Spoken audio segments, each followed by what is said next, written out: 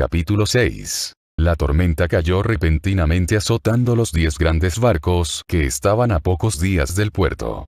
Rápidamente se convirtió en una de las peores tormentas que el capitán Orco podía recordar. Los truenos resonaban y los relámpagos iluminaban constantemente el cielo. La lluvia caía en torrente y el mar se balanceaba. Brill le rugió órdenes a la tripulación tratando de mantener controlado el buque insignia. Si parecía que no podía mantener el control durante la tormenta, la flota entera corría el riesgo de sumirse en el caos cuando los demás capitanes recurriesen a su propia iniciativa. Con el cargamento que llevaban, aquello podría significar un desastre aún mayor. El barco saltaba en el aire mientras otra enorme ola lo sacudía. Brill se agarró al pasamano cuando el barco caía.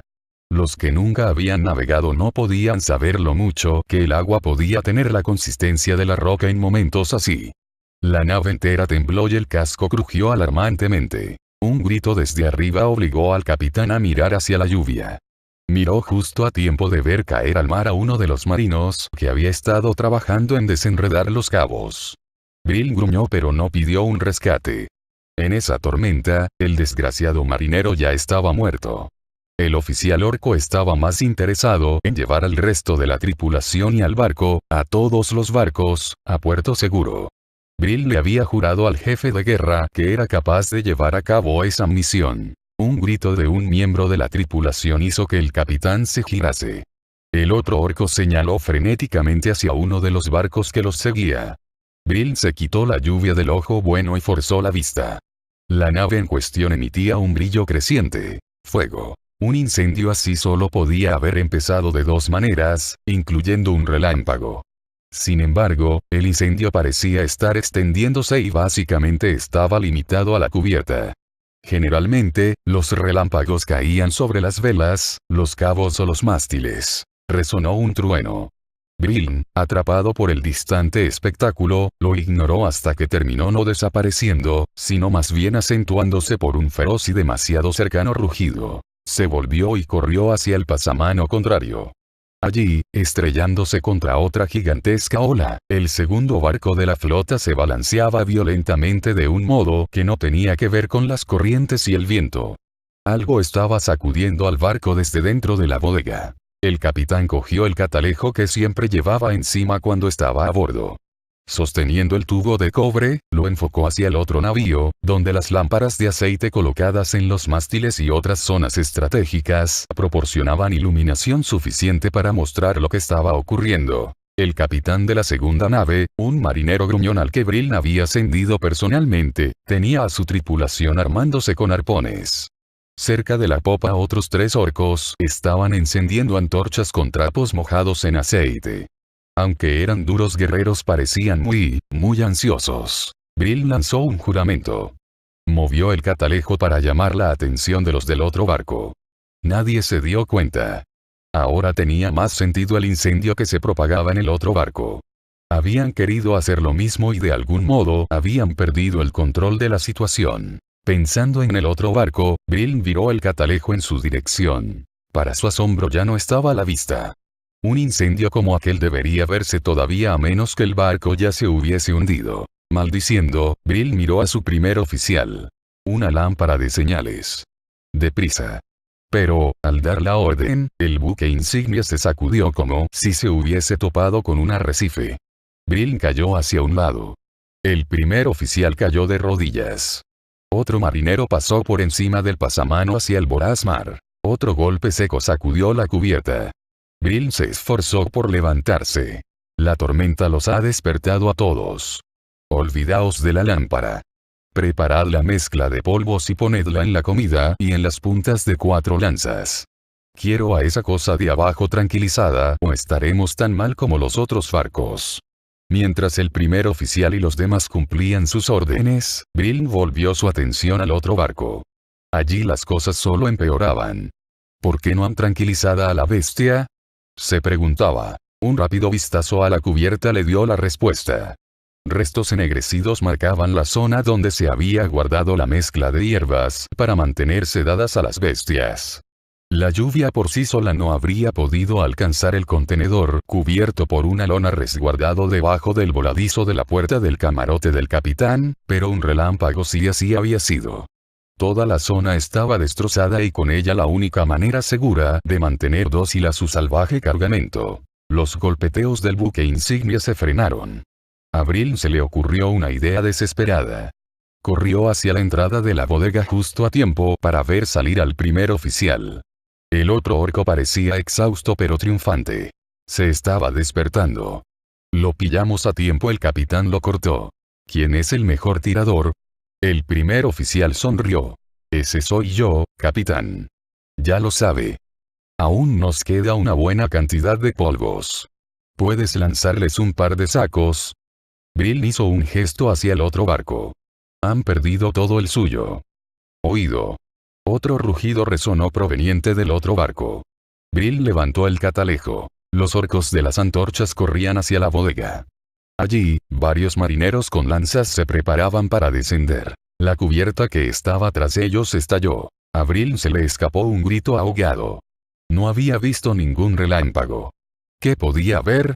Cuando las destrozadas planchas de madera cayeron, la respuesta se mostró sola.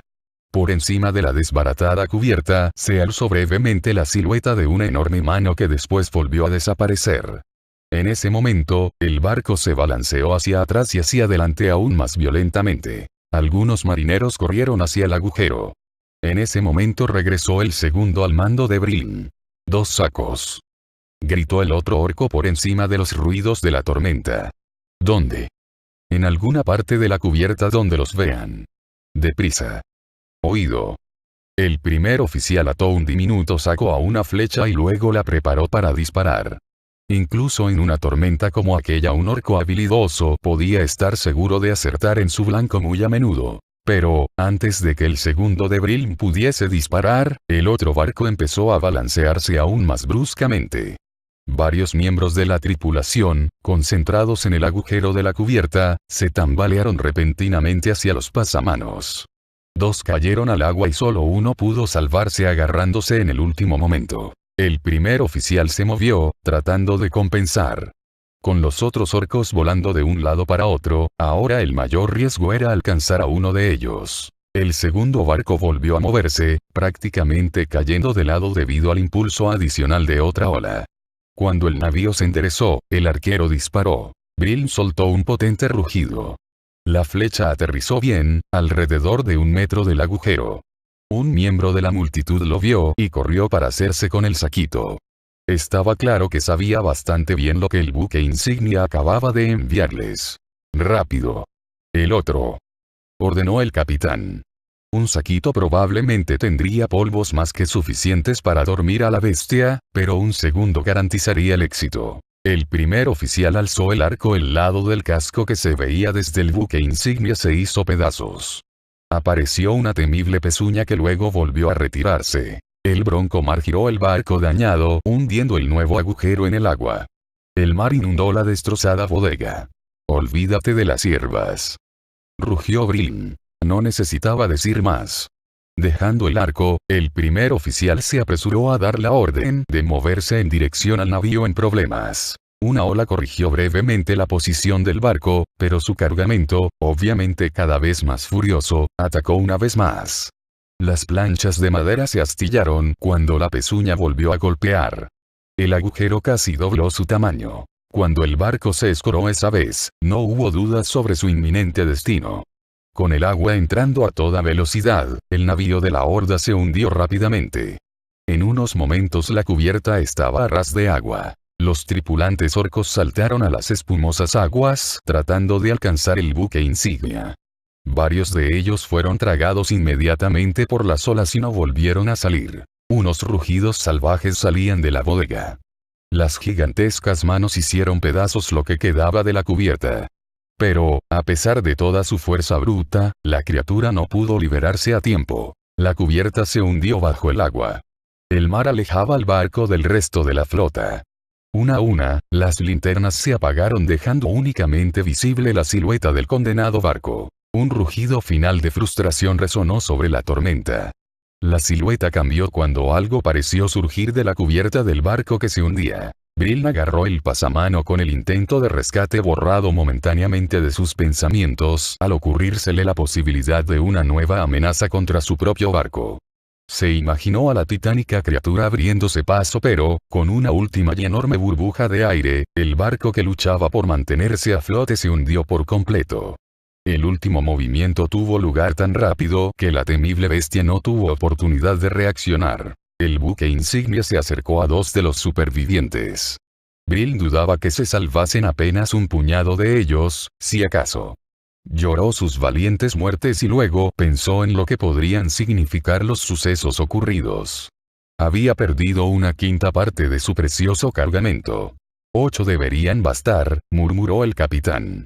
Sin duda 8 deberían bastar, pero eso era decisión del jefe de guerra. Era decisión de Garrosh. Brill esperaba que no hubiese más pérdidas.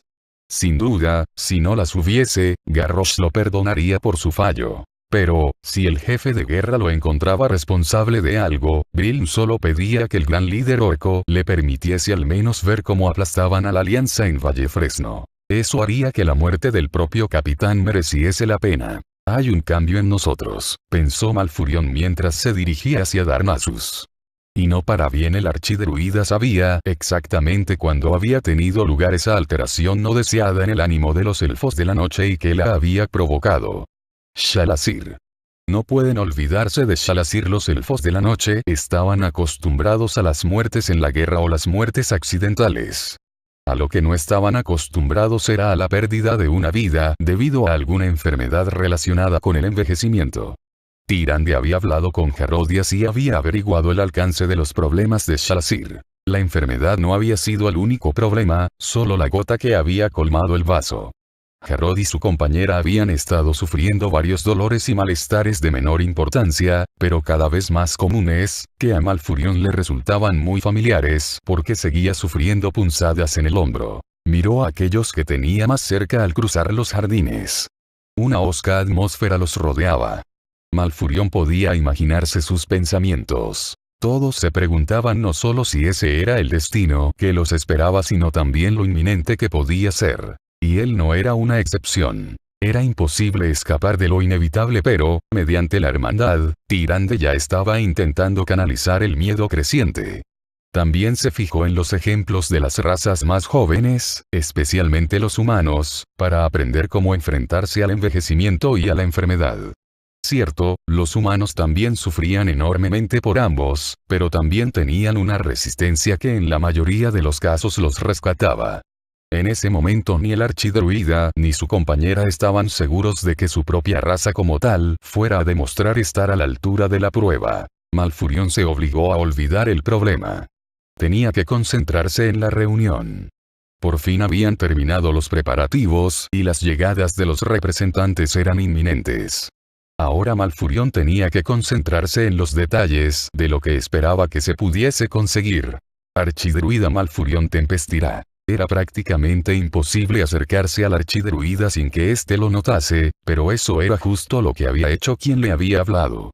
Afortunadamente, Malfurion no era de nervios débiles. Sencillamente se giró y, sin sorprenderse, se vio mirando ligeramente hacia abajo a un humano. El hombre estaba en la plenitud de su vida, tenía una mandíbula fuerte y ojos estrechos. Llevaba unos ropajes marrones sencillos y amplios. A pesar de ir desarmado, su postura lo delataba como un luchador. Malfurion lo conocía. Eadric. Eadric hizo una inclinación y su larga melena castaña cayó hacia adelante. Mi señor Henkringris esperaba poder hablar contigo, si tienes tiempo hoy. El archidruida frunció el ceño. De hecho, Eadric, debería hablar con él ahora mismo. ¿Dónde está? El humano se incorporó. Lo dejé cerca de la terraza de los guerreros, junto al camino que lleva a nuestro alojamiento. Eadric hizo una mueca. Para ser sincero, archidruida, creo que él esperaba que hicieras lo que has dicho. Sabe que hay poco tiempo.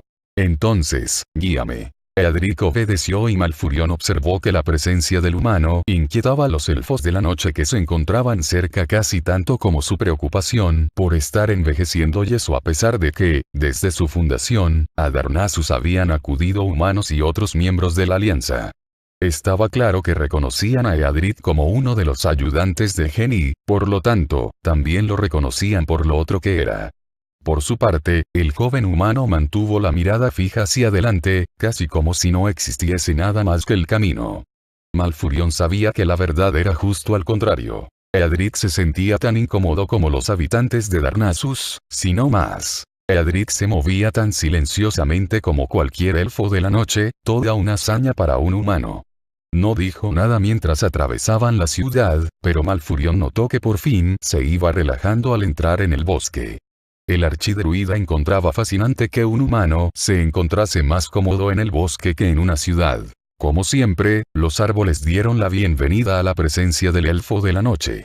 Las ramas se balancearon suavemente contra el viento y las hojas se movieron. Eadric no se daba cuenta de eso. Para Malfurion era un placer. Hizo un gesto que sabía que los árboles apreciarían reconociendo sus saludos. Luego, la bienvenida dio paso a otra cosa. En el lenguaje de los árboles Malfurion oyó el espera tras el árbol de los tres salientes. Todos los árboles tenían nombre. La mayoría resultaban incomprensibles incluso para el archidruida. Lo que el elfo de la noche oía era una definición aproximada de lo que esos nombres significaban. Los nombres de los árboles eran casi siempre descripciones físicas de sus características, y que él supiera no había dos árboles que tuviesen el mismo. Malfurion conocía al árbol de los tres salientes, uno de los primeros en crecer en aquella parte del bosque tal como el árbol lo había informado con orgullo en su primer encuentro unas semanas antes. Se giró justo cuando apareció Hengringris. «Salve, rey de Gilneas», dijo con solemnidad el archidruida. «Gilneas», murmuró el musculoso y adusto humano. Hengringris recordaba a un oso, aunque un oso envejecido. No era guapo, pero emanaba autoridad. Tenía la vista aún aguda y era rápido para un humano de su edad. Al contrario que el elfo de la noche, Hen llevaba una barba mucho más corta y cuidada. Era más alto que Eadric, lo que lo acercaba prácticamente a la estatura del elfo de la noche. «Gilneas», repitió el rey. «Solo el nombre, archidruida. Por ahora», intervino Eadric. «Ya veremos», mirando al otro humano, Hen añadió. «¿Y por qué está aquí el archidruida? Te dije que pidieras una audiencia con él, no que lo arrastrases hasta aquí». Malfurion intervino antes de que el malentendido se descontrolase. «Yo le dije a tu hombre que me trajese hasta ti, Hen. Tu petición coincidió con mi necesidad de hablar contigo. Seguir a Eadric hasta aquí nos ha ahorrado un tiempo valioso. Se trata de la reunión, archidruida. Por supuesto. Gilneas es uno de los principales motivos por los que deseaba convocarla. Admitir a tu pueblo en la alianza es, ¿quieres decir readmisión?, gruñó muy amargamente el rey. Después de que fuese lo bastante necio como para pensar que a Gilneas le iría mejor ocupándose de sus asuntos. Gen. La maldición escapaba a tu control. No podría saber, no importa. Gruñó el señor de Gilneas, sonando por un momento más como un animal que como un hombre. Se inclinó hacia el archidruida y, aunque Malfurion seguía siendo más alto, al elfo de la noche le pareció que sus miradas se encontraban a la misma altura. Gen parecía más alto, más salvaje. No importa. Estamos y siempre estaremos malditos. Malfurion se esforzó por volver a controlar el tema de la conversación. Queríamos hablar sobre la reunión. Los primeros emisarios llegarán mañana. Gen se calmó. Sí. La reunión. Todos tendrán la oportunidad de juzgarme por mis necios errores. He estado en contacto con varios de ellos. Todos entienden las necesidades del momento. Entienden que lamentas todo lo que ocurrió. También agradecen lo que tú y tu pueblo podéis ofrecer. Y entiendes que lo que se les ofrece es una espada de doble filo, archidruida. El elfo de la noche colocó una comprensiva mano en el hombro del humano. Gen la aceptó sin protestar. Habéis conseguido controlar lo mejor de lo que creéis. No nos ofrecéis más que ventajas, Gen. Como poco, tendrán que considerar seriamente ese aspecto. Incluso Ventormenta. Para eso no tengo respuesta, admitió Malfurion, pero sí grandes esperanzas. El archidruida se acercó más. Va a venir. Eso era lo que quería contarte específicamente. Ventormenta viene, dijo Eadric con un respingo. Dios. Eso significa, exactamente nada, respondió al principio el rey de Gilneas. Pero en sus ojos brilló la esperanza. No quizás signifique mucho si él y yo podemos apartar nuestras diferencias. Sé que yo estoy más que dispuesto. Varian Urin es un hombre sabio, señaló el archidruida. Ventormenta no sería lo que es si no lo fuese. Al fin, Gen no pudo sino sonreír ante la noticia. Como tú digas. Esto me quita un peso de encima. Sí que hay posibilidad, después de todo. Si viene, debe de estar dispuesto a olvidar el pasado. Malfurion se echó hacia atrás. Tengo que volver para organizar la reunión. Solo quería asegurarte que se dan todos los motivos para creer que Gilneas será aceptada en la alianza. Quiero que me prometas que asistirás como habías anunciado y que estarás dispuesto a mostrar tanto tu humildad como tu fuerza. Cumpliré con mi parte, no lo dudes, archidruida. Gen le ofreció la mano y Malfurion se la estrechó. Aquí tienes mi promesa de nuevo sobre todo lo que acordamos. Si hay alguna esperanza de volver a ver nuestro hogar, se conseguirá mediante esta reunión. Y yo te vuelvo a prometer que todos entienden la importancia de esto, incluso Ventormenta. Kringris le hizo una señal a Eadric, que se dirigió hacia el bosque. El señor de Gilneas le dedicó a Malfurion un último gesto de agradecimiento. Sé que harás cuanto puedas. No habría llegado tan lejos de no ser por ti, archidruida. Gen apretó los dientes.